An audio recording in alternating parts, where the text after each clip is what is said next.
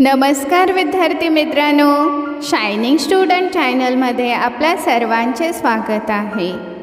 आज आपण पाहणार आहोत भारतरत्न डॉक्टर बाबासाहेब आंबेडकर यांच्याविषयी खूप सोपे व सुंदर भाषण। डॉक्टर बाबासाहेब आंबेडकर दलितांची तलवार होऊन गेले, अन्यायाविरुद्ध प्रहार होऊन गेले। दलितांची तलवार होऊन गेले, अन्यायाविरुद्ध प्रहार होऊन गेले। होते ते एक गरीबच, पण या जगाचा कोहिनूर होऊन गेले।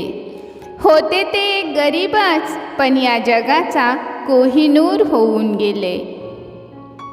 सन्माननीय व्यासपीठावरील मान्यवर, वंदनीय गुरुजन वर्ग आणि माझ्या मित्रमैत्रिणींनो, सर्वांना माझा नमस्कार।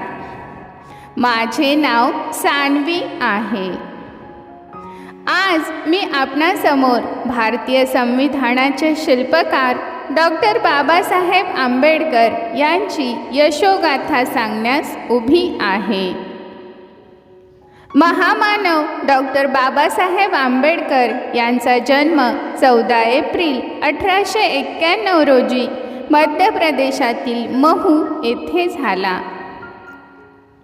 त्यांच्या वडिलांचे नाव रामजी आणि आईचे नाव भीमाबाई असे होते। ते लहानपणापासूनच अत्यंत हुशार होते। त्यांना अन्यायाविरुद्ध खूप चीड होती। त्यांनी अत्यंत कठीण परिस्थितीत शिक्षण घेतले। त्यांना अस्पृश्य म्हणून खूप हिणवले जाई, परंतु शिक्षणाच्या जोरावर त्यांनी समाजातील अन्याय आणि विषमता याविरुद्ध लढा दिला। त्यांनी लोकांना शिका, संघटित व्हा आणि संघर्ष करा असा मोलाचा संदेश दिला। शिक्षण हे वाघिणीचे दूध आहे, ते जो पिईल तो गुरगुरल्याशिवाय राहणार नाही असे ते म्हणत।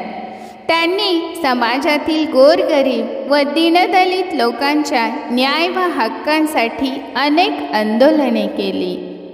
डॉक्टर आंबेडकरांनी भारताचे संविधान तयार करून प्रत्येक नागरिकाला समान हक्क दिले। त्यांनी अस्पृश्यता, भेदभाव आणि अन्याय यांचा कठोर विरोध केला।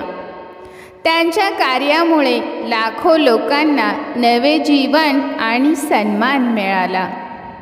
दुर्दैवाने 6 डिसेंबर 1956 रोजी त्यांनी अखेरचा श्वास घेतला। ते फक्त एक नेते नव्हते, तर एक महान विचारवंत, अर्थशास्त्रज्ञ, कायदेपंडित व खरे देशभक्त होते।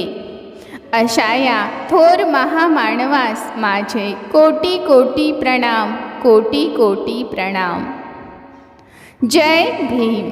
धन्यवाद।